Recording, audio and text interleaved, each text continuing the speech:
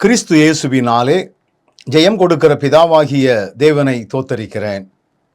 கிருபையாக இந்த நாளிலும் உங்களோடு என்னுடைய செய்தியை பகிர்ந்தளிப்பதற்கு ஆண்டவர் கொடுத்த மிகப்பெரிய இரக்கங்களுக்காகவும் ஈவுகளுக்காகவும் ஆண்டவருக்கு நான் நன்றி செலுத்துகிறேன். நாம் ஜெபித்து தேவனுடைய வார்த்தைக்கு நேராக கடந்து செல்வோம். பரிசுத்தம் நிறைந்த எங்கள் அன்பின் ஆண்டவரே, இரக்கத்தில் ஐஸ்வர்யம் உள்ளவரே, சர்வ வல்லமை மிகுந்தவரே, சகலவற்றையும் அதனதன் காலங்களில் நேர்த்தியாய் செய்கிறவரே, உம்மை தோத்தரிக்கிறோம். இந்த வேளையிலும் நீர் எங்களோடு பேசப்போகிற உம்முடைய நல் வார்த்தைகளுக்காக உமக்கு நன்றி. விடுதலையோடு உம்முடைய வார்த்தைகள் கடந்து வருவதாக. உம்முடைய வார்த்தைகளுக்கு விரோதமாக இருக்கிற பொல்லாத கிரியைகளை உயிர்த்தெழுந்த இயேசுவின் நாமத்திலே கடிந்து ஜெபிக்கிறேன். கிருபையும் இரக்கமும் கூட இருக்கட்டும். உயிர்த்தெழுந்த இயேசுவின் நாமத்தில் ஜெபிக்கிறேன் ஜீவனுள்ள நல்ல பிதாவே, ஆமேன். மறுபடியும் இயேசுவின் நாமத்திலே நான் உங்களை வாழ்த்துகிறேன். அடைக்கப்பட்ட கதவு அப்படிங்கிற தலைப்பில் உங்களோடு என்னுடைய செய்தியை பகிர்ந்து கொள்வதற்கு ஆண்டவர் உதவி செய்வாராக. நிறைய நேரங்களில் பல்வேறு வகையான முயற்சிகளை நாம் மேற்கொள்வோம். அந்த முயற்சிகளிலெல்லாம் நமக்கு தோல்விகள் வந்தவுடனே நாம் நொந்து விடுவோம். அநேக கம்பெனிகளுக்கெல்லாம் வேலை விஷயமாக நாம் அப்ளிகேஷனை போடுவோம், இன்டர்வியூ வரும். ஆனால் கடைசியில் நாம் அதில் தோற்று போய் வேலை கிடைக்காத ஒரு நிலை வந்துவிடும். இவைகளையெல்லாம் எண்ணும் பொழுது நான் எவ்வளவோ முயற்சி பண்ணியும் எல்லாமே அடைபட்டு போனதே அப்படிங்கிற ஒரு எண்ணங்கள் நமக்கு வந்து விடுகிறது. வேத வசனங்களின் மூலமாய் 3 குறிப்புகளை நான் உங்களுக்கு ஞாபகப்படுத்த விரும்புகிறேன். இந்த கதவுகளெல்லாம் ஆண்டவரால் அடைக்கப்பட்ட ஒன்று. மனிதன் கதவை அடைத்தால் எளிதாக திறந்து விடலாம். பணத்தின் மூலமாகவோ, மனித முயற்சியின் மூலமாகவோ, மனித ஒத்தாசையின் மூலமாகவோ, நம்முடைய மாம்ச பலத்தின் மூலமாகவோ நாம் அதை திறந்து விடலாம். ஆண்டவர் கதவை அடைத்து விட்டால் எவ்வளவுதான் நமக்கு பணங்கள் இருந்தாலும், எவ்வளவுதான் நமக்கு செல்வாக்குகள் இருந்தாலும், எவ்வளவுதான் நமக்கு பலம் இருந்தாலும் நம்மால் அதை திறக்கவே முடியாது. ஏன் அவர் அடைக்கணும்? அதனால் இந்த கேள்விக்குரிய பதிலை எப்பெல்லாம் அவர் அந்த கதவை அடைச்சாருங்கிறத தெரிஞ்சுக்கிட்டோம்னா நம்ம வாழ்க்கையிலும் ஆண்டவரால் கதவுகள் அடைக்கப்படுவதற்கு முன்பதாகவே நம்முடைய காரியங்களை நேர்த்தியாய் செய்வதற்குரிய பலனை ஆண்டவர் கிருபையாக தந்தருள்வாராக.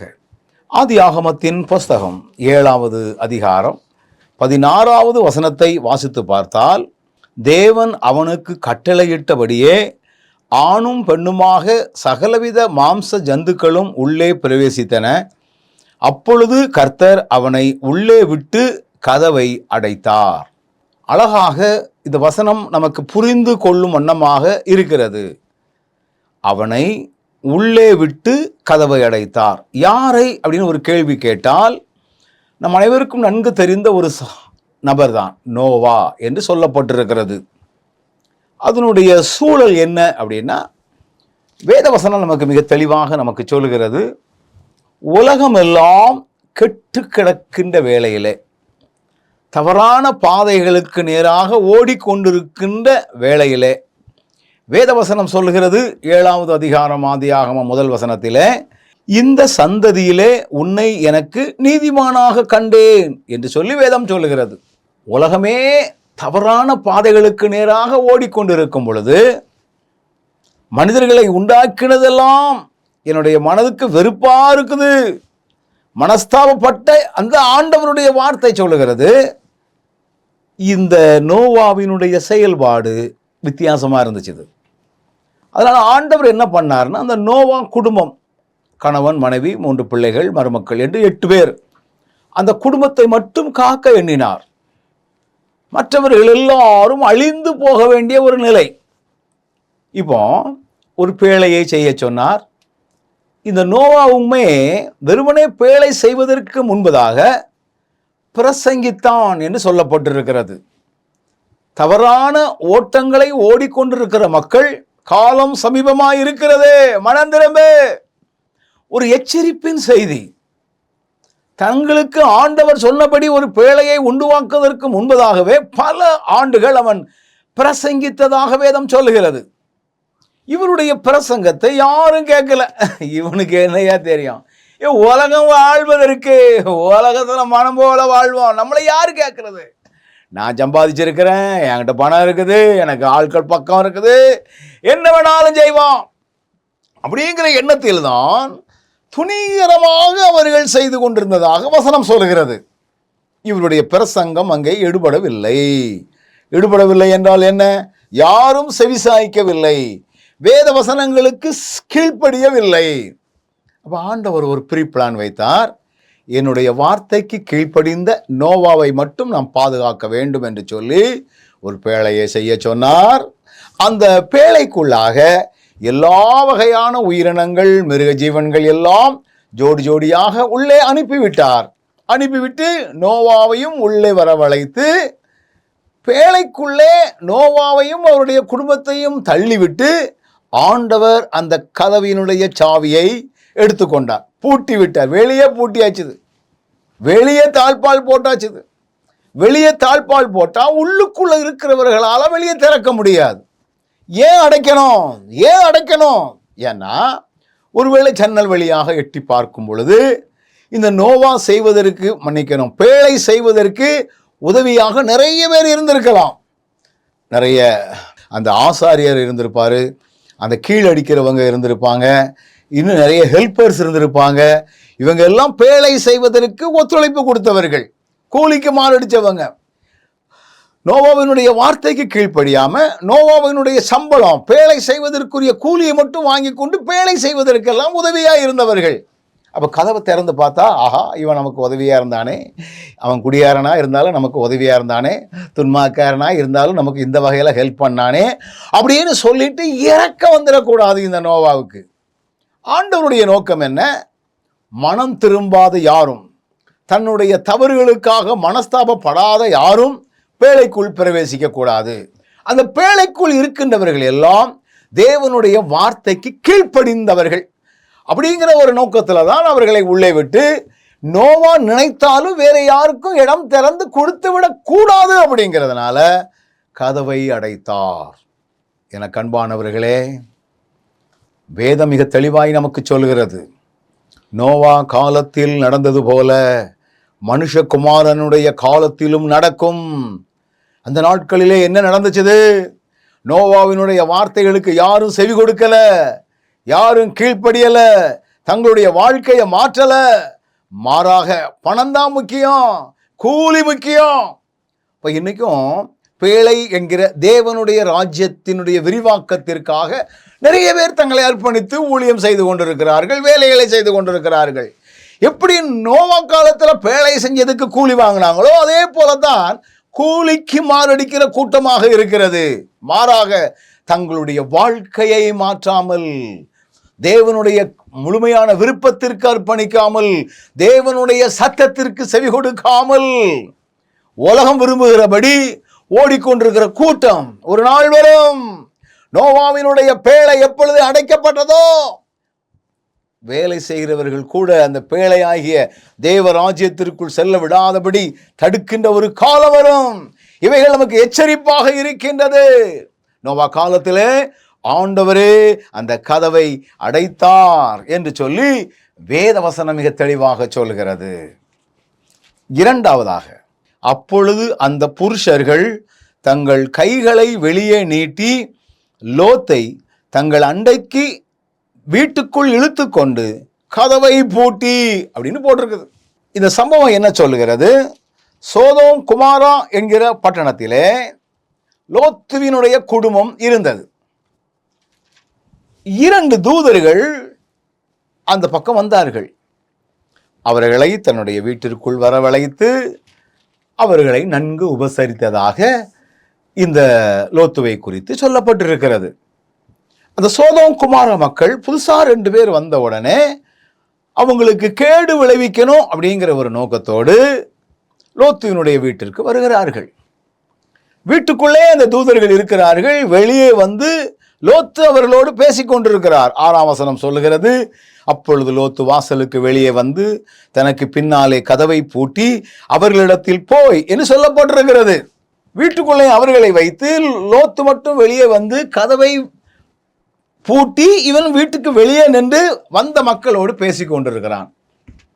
இவன் நிலமா சொல்லி பார்க்குறான், அதற்கு ஈடாக நான் எதை வேணாலும் செய்கிறேங்கிற லெவலுக்கு வந்து விட்டான்.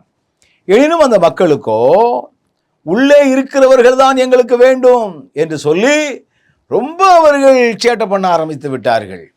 வேதவசனம் மிக தெளிவாய் நமக்கு சொல்கிறது பாருங்கள். அங்கே 9ஆம் வசனம் சொல்லுகிறது, ஐயா நீங்கள் அவங்கள ஒன்றும் செய்யாண்டாயா, அதுக்கு பதிலாக நான் என்னவும் செய்கிறேன் அப்படின்னு சொன்ன உடனே அவர்கள் சொல்லுகிறார்கள், அப்பாலே போ, பரதேசியாய் வந்த இவனா நியாயம் பேசுகிறது, இப்பொழுது அவர்களுக்கு செய்வதை பார்க்கலாம் உனக்கு அதிக பொல்லாப்பு செய்வோம் என்று சொல்லி லோத்து என்பவனை மிகவும் நெருக்கி கதவுகளை உடைக்க கிட்டினார்கள் என்று போடப்பட்டிருக்கிறது. லோத்துவினுடைய கதவை உடைப்பதற்கு அவர்கள் முன் வந்தார்கள், கிட்ட வந்தாச்சு. இப்பதான் ஒரு பெரிய காரியம் நடக்குது. வீட்டுக்குள்ளே இருந்த அந்த புருஷர்கள் தூதர்கள் என்ன செய்யறாங்க, வெளியே நீட்டி வெளியிலே நின்ற லோத்துவை உள்ளே இழுத்து கதவை பூட்டிக் கொண்டார்கள். கதவை பூட்டிக் கொண்டார்கள். என அன்பானவர்களே, லோத்து அங்க பாதுகாக்கப்படுகிறான். சில நேரங்களிலே கர்த்தருடைய பிள்ளைகளை ஆண்டவர் பாதுகாப்பாக வைப்பதற்கு கூட அவர் கதவை பூட்டுவார். ஆனால் இப்போ இந்த கதவை பூட்டினதினால் என்ன நடந்துச்சு அப்படின்னு பார்த்தீங்கன்னா, 11ஆம் வசனம் சொல்லுகிறது, தெருவாசலிலே இருந்த சிறியோரும் பெரியோருமாகிய மனிதருக்கு குருட்டாட்டம் பிடிக்க தொடங்கினார்கள். அப்பொழுது அவர்கள் வாசலை தேடி தேடி அழுத்து போனார்கள். தூதர்கள் லோத்துவை உள்ளே இழுத்து கதவை பூட்டியாச்சுது. வெளியே இருக்கிறவர்களுக்கு கதவு எங்க இருக்கு ஒரு குருட்டாட்டம் தடவி தடவி அவர்கள் அலைய வேண்டிய நிலை வந்துச்சுது.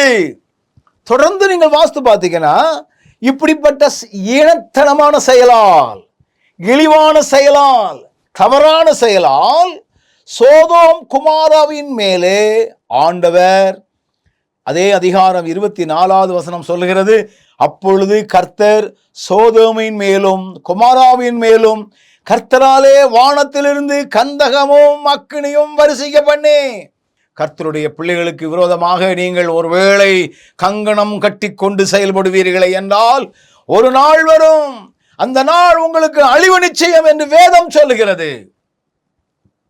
லோத்து மட்டும்தாயா தனி ஆளு.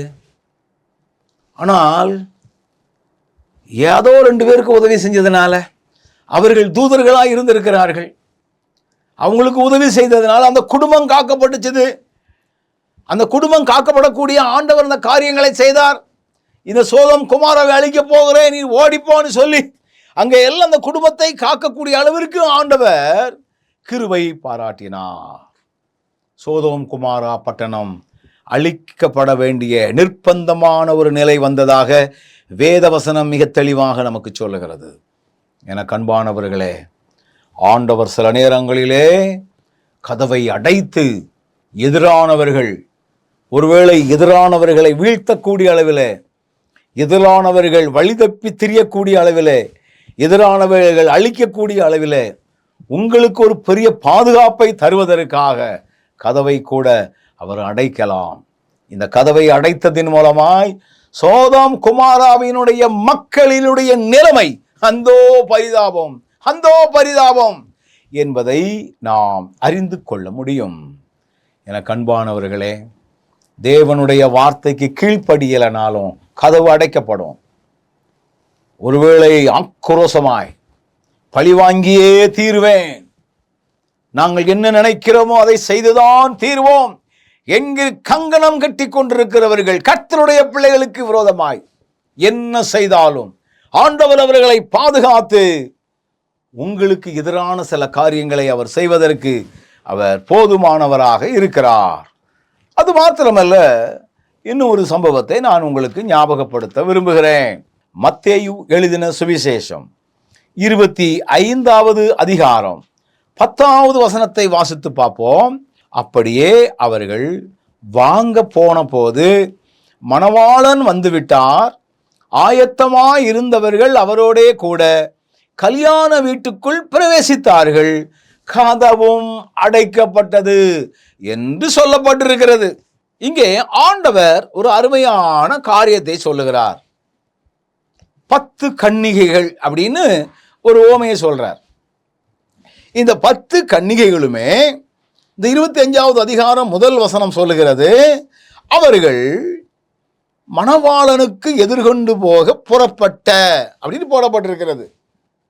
நாங்களாம் வரலையா, நீங்க வேணாலும் போங்க அப்படின்னு சொல்லிட்டு வீட்டில் உக்காரல. 10 பேருமே மணவாளனை சந்திப்பதற்கு ஆயத்தமானார்கள், தீப்பெட்டிகளோடு சென்றார்கள் என்றுதான் சொல்லப்பட்டிருக்கிறது. ஆண்டவர் இதுல நமக்கு புரியும்படி ஒன்று சொல்லியிருக்கிறாரு.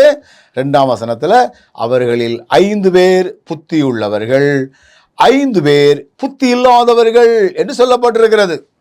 புத்தி உள்ளவர்கள் தீவெட்டிகளோடு கூட எண்ணெயை கொண்டு சென்றார்கள், புத்தி இல்லாதவர்களோ ஒன்றும் கொண்டு போல. இந்த வசனம் நமக்கு புரியும்படியாக ஒவ்வொரு வார்த்தைகளும் நமக்கு தெளிவாக சொல்லப்பட்டிருக்கிறது. மணவாளன் கரெக்டாக ராத்திரி 12 மணிக்கு வருவார் அப்படின்னா நமக்கு தீவெட்டி எவ்வளோ நேரம் எரியும், இதில் எண்ணெய் இருக்கா இல்லையா, ஜெனரேட்டரில் ஆயில் இருக்கா இல்லையா, மெழுகுவர்த்தி இது எவ்வளோ நேரம் நம்ம கணக்கு பார்க்க முடியும், தெரியாது. 10 மணிக்கும் வரலாம், ராத்திரி 3 மணிக்கும் வரலாம், அடுத்த நாளும் வரலாம். ஆனால் வருகை முக்கியம், வருகை நிச்சயம். கிறிஸ்துவினுடைய வருகைக்கு ஆயத்தமாக இருப்பதற்காக ஆயத்தப்படுத்தி கொண்டு சென்றவர்கள் தான்.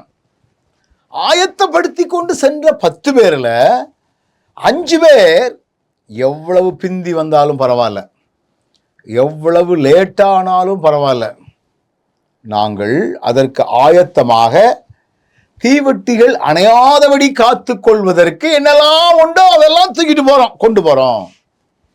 என கண்பானவர்களே, வசனம் மிக தெளிவாய் சொல்லுகிறது. ஐயோ, நான் கொஞ்சம் 5 நிமிஷத்துக்கு முன்னால தானே என் தீவெட்டியில் உள்ள எண்ணெய் காலியா போச்சுது, ஆண்டவர் 5 நிமிஷத்துக்கு முன்னால வந்திருந்தா நானும் போயிருப்பேன் என்று நீங்கள் சொல்லக்கூடிய அளவில் கூட இருக்கலாம். ஆனால் ஒன்றை தெளிந்து கொள்ளுங்கள், எப்பொழுது கிறிஸ்து வந்தாலும் நாம் அதற்கு ஆயத்தமாக இருக்கணும். இன்னும் வரலாம், இன்னும் பல ஆண்டுகள் கழித்தும் வரலாம். ஆனால் ஆயத்தம் என்பது எல்லா நிலைகளிலும் காணப்பட வேண்டும், எல்லா நிலைகளிலும் காணப்பட வேண்டும். நான் ஒரு தம்பியோடு பேசி கொண்டிருந்தேன். வாலிப நாட்களிலே அவன் எங்களோடு வேலை பார்த்த ஒரு தம்பி. வரக்கூடிய நாட்களிலே ஆண்டவர் நல்ல அளவிலே ஒரு வசதியான நிலைமைக்கு வந்தார். போதைக்கு ரொம்ப அடிமையானவர். நான் அவரை பார்க்கும் பொழுதெல்லாம், தம்பி நீ ரொம்ப கவனமாயிரப்பா, நீ ஏன் இப்போ ஆண்டவரை தேடுறதில்ல, பணம் தான் வாழ்க்கைன்னு ஓடிக்கிட்டு இருக்குது. அப்போ அவன் சொன்னான், ஆனால் எனக்கு குடும்ப பொறுப்பு நிறையா இருக்குண்ணே, நான் உழைச்சா மட்டும்தான் என் குடும்பத்தை காக்க முடியும், நேர்மையாக உழைச்சா எனக்கு அதுக்குரிய வாய்ப்புகள் வேகமாக நான் முன்னேற முடியாது, அதனால நான் குறுக்கு வழியிலே சம்பாதிப்பதற்கு நான் நிறைய காரியங்களை செஞ்சுக்கிட்டு இருக்கிறேன், அந்த காலம்லாம் முடிஞ்ச பிற்பாடு நான் ஆண்டவரை ஏற்றுக்கொண்டு ஆண்டவருக்காக வரிப்பேன், ஆயத்தமாக இருப்பேன் அப்படின்னு ஒரு அர்த்தத்தில் பேசினான். அந்தோ பரிதாபம், என்னோடு பேசின சில ஆண்டுகளுக்குள்ளே அவன் மரித்து போக வேண்டிய கட்டாய நிலை ஏற்பட்டது. ஆயத்தம் என்பது ஒரு குறிப்பிட்ட நாளைக்கு பிறகு பார்த்து கொள்ளலாம் என்பது அல்ல, குறிப்பிட்ட வயதுக்கு மேலே பார்த்து கொள்ளலாம் என்பது அல்ல, குறிப்பிட்ட அளவு சம்பாத்தியம் பண்ணி வைத்த பிற்பாடு நான் பார்த்து கொள்ளுகிறேன் என்பதும் அல்ல. எந்த நிலையிலும் கையில் காசு இருக்கோ இல்லையோ, வேலை இருக்கோ இல்லையோ, கிறிஸ்துவினுடைய வருகைக்கு நான் ஆயத்தம் உள்ளவனாய் எப்பொழுதும் காணப்படணும். அப்ப என்ன அர்த்தம்? அந்த சிந்தையோடு இருக்கணும், பரிசுத்தம் நம்மகிட்ட இருக்கணும், உண்மை நம்மகிட்ட இருக்கணும், தேவன் விரும்பக்கூடிய நல்ல செயல்பாடுகள் நம்மகிட்ட இருக்கணும். ஆண்டவர் அதை விரும்புகிறார். என கண்பானவர்களே, ஆண்டவர் நம்மை இவ்விதமாக அவர் நேசிக்கிறவர். மணவாளனுடைய வருகைக்கு ஆயத்தமாக இருக்கணும்னு தான் போனாங்க, அவரை எதிர்கொண்டு போகணுன்னு தான் போனாங்க. ஆனால் வருகை தாமதிச்சதுனால புத்தி இல்லாதவர்கள் அந்த வருகைக்குள்ள பிரவேசிக்க முடியல. எண்ணெயை போய் கடைசி நேரத்தில் எப்படியும் வாங்கிக்கலாம், அது எந்த ராத்திரி போனாலும் அவன் கதையை தட்டி எழுப்பிக்கலாம், எந்த ராத்திரி வந்தாலும் பக்கத்து வீட்டில் கேட்டு வாங்கி, அப்படிலாம் நினச்சிட்டு தான் மெத்தனமாக போனாங்க. ஆனால் முடிவு என்னாச்சுது? கதவு அடைக்கப்பட்டது. கிருபையின் வாசல் ஒரு நாள் அடைபடும். இது இரட்சண்ய காலம், இது அனுக்கிரக காலம். இந்த காலத்திலே சரியானபடி தேவனுடைய வார்த்தையை ஏற்றுக்கொண்டு அதற்கு ஏற்றபடி நம்முடைய வாழ்க்கையை அமைத்து கொள்ள வேண்டும். இன்னும் நாள் கிடக்கையா, இன்னும் காலம் கிடக்கையா, இன்னும் வயசு கிடக்கையா அப்படின்னு தள்ளி போடுகின்ற காலம் அதுவல்ல. வசனம் மிக தெளிவாய் நமக்கு சொல்லுகிறது பாருங்கள். 8ஆம் வசனத்துல, புத்தி இல்லாதவர்கள் புத்தி உள்ளவர்களை நோக்கி, உங்கள் எண்ணெயிலே எங்களுக்கு கொஞ்சம் கொடுங்கள், எங்கள் தீவட்டிகள் அணைந்து போகிறதே என்றார்கள். 10 பேரும் ஒன்னாதான் போனாங்க. ஆனால் 5 பேர்ட்டு போய் இரவல் வாங்குறாங்க. கடைசி நேரத்தில் அவங்களும் நீங்கள் நினைக்கலாம் கொஞ்சம் உதவி செஞ்சுருக்கலாமே அப்படின்னு. உதவி செஞ்சால் அவங்களுக்கும் இல்லாமல் போயிருக்கும். இப்போ இந்த 10 பேருமே உள்ள பிரவேசித்திருக்க முடியாது. அதனால் நீங்கள் விற்கிறவர்கள்ட்ட போய் வாங்கி கொள்ளுங்கன்னு சொன்ன உடனே பதறி பதறி ஓடுனாங்க. கிடைக்கல. பொருளை வாங்கிக்கிட்டு வர்றதுக்கு முன்னால் கதவு அடைக்கப்பட்டது. என கண்பானவர்களே, ஆண்டவர் வாசலை அடைக்கிறவர். எவ்வளவோ நாள் நமக்கு கொடுக்கப்பட்டு கொண்டே இருக்கிறது. துன்மார்க்கமான பாதையிலிருந்து நீ மாறிவிடு, நீ சென்று கொண்டிருக்கிற பாதை சரியல்ல. ஆண்டவர் பல்வேறு வகையான முறைகளிலே எச்சரிப்பை கொடுத்து கொண்டிருக்கின்றார். போதைகளுக்கும் தீமையான செயல்களுக்கெல்லாம் நான் இன்னும் அடிமையாக இருக்கிறேனே. எனக்கு ஒரு சகோதரரை தெரியும், அவர் போதைக்கு அடிமையானவர். இன்னொரு சகோதரர் எனக்கு தெரியும், போதை பொருட்களை எல்லாம் சம்பாதித்து அவர் பெரிய வசதியானவர். என கண்பானவர்களை, தவறுகளை சுட்டி காட்டும் பொழுதெல்லாம் எரிச்சல் அடையக்கூடியவர்கள். ரொம்ப கவனமா இருக்கணும். கிருபையின் வாசல், கிருபையின் வாசல் அடைபடக்கூடிய காலங்கள் நெருங்கிவிட்டது. எப்போ ஆண்டவர் கதவை அடைப்பார் நமக்கு தெரியாது. ஆண்டவர் கதவை அடைத்து விட்டால் நம்ம தடவிட்டு கொண்டு அலைய வேண்டியிருக்கும். ஆண்டவர் கதவை அடைத்து விட்டால் நாம் தத்தளித்து கொண்டு கிடக்க வேண்டியிருக்கும். நோவா காலத்திலே ஆண்டவருடைய வார்த்தைக்கு கீழ்ப்படியாதவர்கள், நோவாவினுடைய சத்தத்திற்கு செவிகொடாதவர்கள் எத்தனையோ வருஷமாக கூவி கூவி சொல்லி பார்த்தான். மனம் திரும்ப விருப்பம் இல்லாதவர்கள், உலகம்தான் வாழ்க்கை என்று ஓடிக்கொண்டிருந்தவர்கள் அந்த வெள்ளத்தில் கடந்து தத்தளித்து கொண்டிருந்தார்கள். அழிந்தே போனார்கள். சோதோம் குமாரா மக்களினுடைய பிடிவாதம், இவர்களை அழித்தே தீருவேன். என்ன நடந்துச்சு? கண்கள் எல்லாம் குருடாக்கப்படக்கூடிய அளவில் மயக்கப்பட்ட நிலையில் அந்த சோதோம் குமாரா பட்டணமே அழியக்கூடிய நிலை வந்துச்சுது. இந்த 5 புத்தி இல்லாதவர்கள் கடைசியில் பார்த்துக்கலாம், பிறகு பார்த்துக்கலாம், வரட்டுமே பார்த்துக்கலாம். எத்தனை போக்குகள். இது காலம் செல்லாது. மரணம் எந்த வகையிலும் வரும். ஒன்று வியாதியிலே வரலாம், அல்லது விபத்திலே வரலாம், அல்லது இயற்கை சீற்றத்திலே வரலாம். இப்படிப்பட்ட காரியங்கள் எல்லாம் நிகழ்வதற்கு முன்பதாகவே நான் கிறிஸ்துவினுடையவன், இன்று மரித்தாலும் நான் கிறிஸ்துவோடு ஆளுகை செய்யக்கூடிய ஒரு நிச்சயமுள்ள வாழ்க்கை எனக்கு உண்டு அப்படிங்கிறத நீங்க பெற்றுக்கொள்ளக்கூடியவர்களாக இருக்கணும். இதைத்தான் இன்னைக்கு ஆண்டவர் வலியுறுத்துகிறார். கதவுகள் ஆண்டவரால் அடைக்கப்படுவதற்கு முன்பதாகவே நான் உள்ளே பிரவேசிக்கணும் ஆண்டவரே, அதற்கு என்னை தகுதிப்படுத்தும் ஆண்டவரே. நீர் விரும்புகிற ஆயத்தங்களும் நீர் விரும்புகிற கீழ்ப்படிதலும் எங்களுக்குள்ளே இருக்கட்டும் அப்பா, எங்களுக்குள்ளே இருக்கட்டும் ஆண்டவரே அப்படிங்கிற ஒரு சிந்தையோடு கூட நம்ம செயல்படுவோம். இந்த கிருபையின் நாட்களில் வாசல்கள் அடைபடுவதற்கு முன்பதாக அவரோடு கூட இணைந்து கொள்வ கர்த்தர் நமக்கு கிருபை பாராட்டும். கண்களை மூடுவோமா, நாம் ஜெபம் செய்வோம். Thank you Lord. நன்றி ஆண்டவரே, எங்களோடு நீர் பேசினீர் ஆண்டவரே, புரியும்படி பேசினீர். நீர் இழகுன மனசு உள்ளவர் தான். ஆனால் ஒரு காலகட்டத்தில் உம்முடைய மனதை நீர் இறுக்கமாகவும் வைத்துக் கொள்ளுகிறீர். எப்பொழுது சந்தர்ப்பங்களை கொடுக்கிறீர், வாய்ப்புகளை உருவாக்கி கொடுக்கிறீர். நாங்கள் கீழ்ப்படியலைன்னா, செவி சாய்க்கலைன்னா, அர்ப்பணிக்கலைன்னா, ஆயத்தம் இல்லைன்னா நீர் வாசலை அடைத்து விடுகிறீர். நீர் வாசலை அடைத்து விட்டால் தத்தளிப்பு தான் எங்களுக்கு மிச்சமாகும், அழிவுதான் எங்களுக்கு நிச்சயமாகும். கவனத்தோடு நாங்கள் எங்கள் வாழ்க்கையை நேர்த்தியாக அமைத்து கொள்வதற்குரிய பலனையும் கிருபைகளையும் தந்து நீர் வழி நடத்தும்.